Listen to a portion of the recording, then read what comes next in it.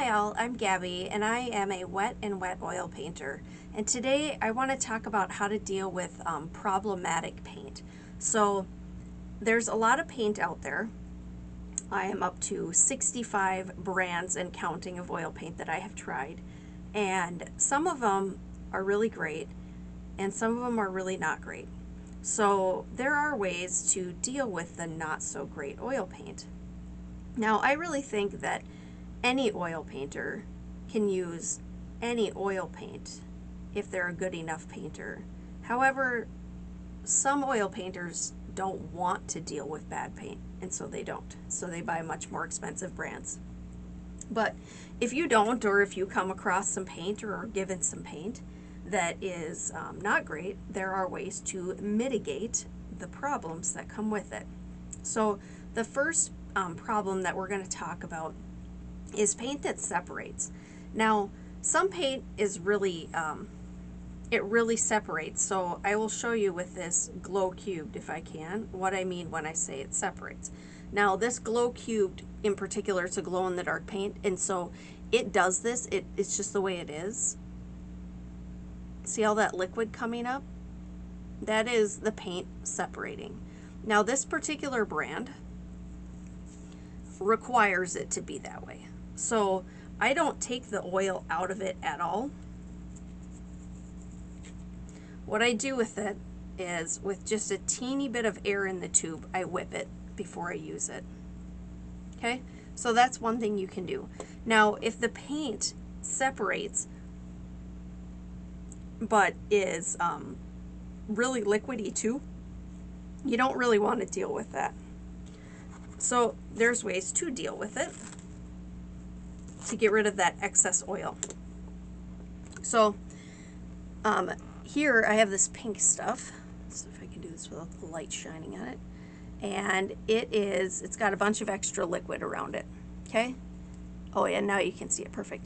So there's 3 things you can do with this. 4 actually.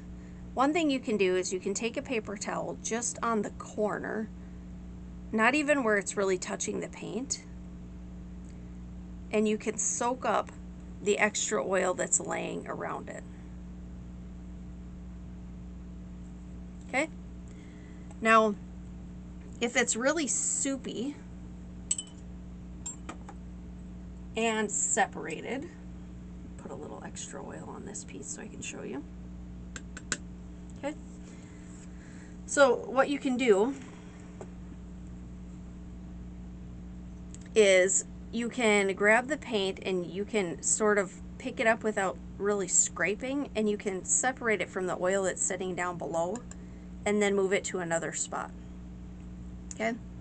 Another thing that you can do is you can take that paint, and instead of using the corner of a paper towel to soak up the paint, you can take that paint and you can put it right onto the paper towel. Okay? And then you need to scrape it off right away. Now you're going to end up leaving some paint behind, but it soaks up that extra oil.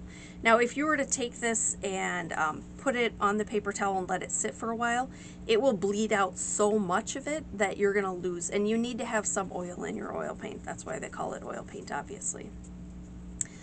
So the last thing that you can do is you can put it onto a paper plate. So you can see this smear of orange. That is from me taking it out of the tube, putting it on here, scraping it off, and it'll soak up the extra. This is a little bit waxy. Regular paper plates work better to do that. But again, scrape it off right away. And that's why we don't use anything paper like that. I mean, that's one of the reasons that we don't use paper like that as a palette, because what'll happen is it'll end up stealing your oil.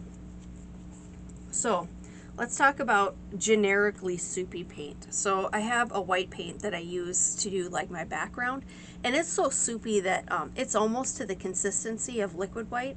All I do is mix a little paint thinner with it and it's good to go. And it's this white paint here. Okay? Let's see if I can show you guys better. Oh, there we go. Perfect. So this stuff is soupy.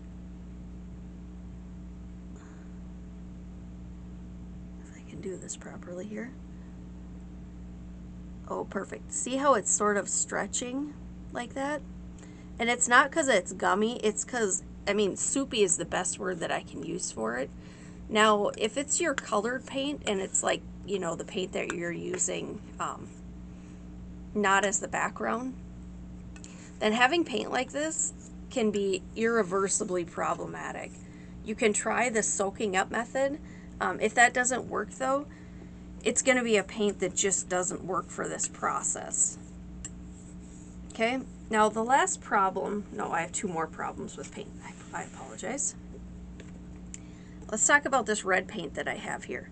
Now, you get this problem more with paint that comes in plastic tubes, like stuff made by Weber, like their Permalba. It comes in a plastic tube, and it will become gummy after a while. Okay? So this is like,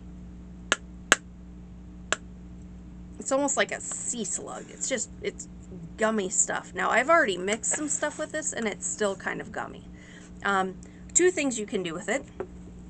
First, you can throw it away. And it's not a horrible option for this. The other option would be to take some paint thinner, and you can add a little bit of oil to it too, but I found that adding oil actually makes it worse. So I'm going to dip my knife in my little Gamsol here. Gamsol, the only paint thinner I use, by the way. So I put a little drip, and I don't want to put too much on there. I put a little drop of Gamsol onto that paint, okay? And then I'm going to mix it together, and you can see it's still gummy-like. Now, I only do this once I've squeezed it out of the tube, and I'm going to directly use it, because when you add paint thinner to it, it's going to dry out faster. You can't retube it if you're adding paint thinner to it. You can retube if you add linseed oil. You can't retube if you put paint thinner, okay? So now it's a little bit more usable, and that's kind of how you deal with gummy paint. You either throw it away, or you can mix it with some paint thinner, maybe a little bit of linseed or walnut oil, and then try to use it. Do the best you can. So the last problem I have is this tube of paint. Now this tube of paint is not hard like this one down here. This stuff has no give in the bottom, and there actually is paint down in the bottom of this, and there was a little hole in the side of it, which meant air got into it, and so the bottom of this tube is completely rock hard. A couple ways to deal with that. Squeeze out what you can. If, like up here, the good stuff in this tube is up in the top, so it's still good. If you ever have it where it's dried in the top, dried in the bottom, slice the whole tube wide open, scrape out the good stuff, retube it, or reuse it right away, and then throw away the hard stuff. So if it is like completely dried out hard, it's not usable. Now this stuff isn't, it's dry. You can see that the linseed oil sort of ran out of it over time. It's dry, but it's not like rock hard dry. Now, I could take this entire tube, I could cut it open, and I could pull out the oil, paint, and I could remix it and then retube it, or I could do little bits at a time. Either way. And this tube of paint, literally, it is so hard that when I squeeze it, oh, now it comes out. It was not coming out before at all. Sometimes, too, it'll be softer once you get down into it a little bit. So anyways, hard, but not rock hard, completely dried out. So you take this paint, get it off the back of my paintbrush here, right? Mix it, and it's a good stiff paint right now. It's a little too stiff. So what I'm going to do, I'm going to take a little bit of oil, linseed oil or walnut oil, okay, and I'm going to mix it in there. And again, you can do this with the whole tube and then retube the whole thing. And it should loosen up just fine. If it's not gummy and it's not like physically dry to the touch kind of dry and rock hard, you can absolutely use it. So definitely don't discard it. Give it a chance, see what you can do with it. So that's it. That's how I deal with problematic paint. Any questions or comments, just put them in the comment section of the video and I will do my best to address them.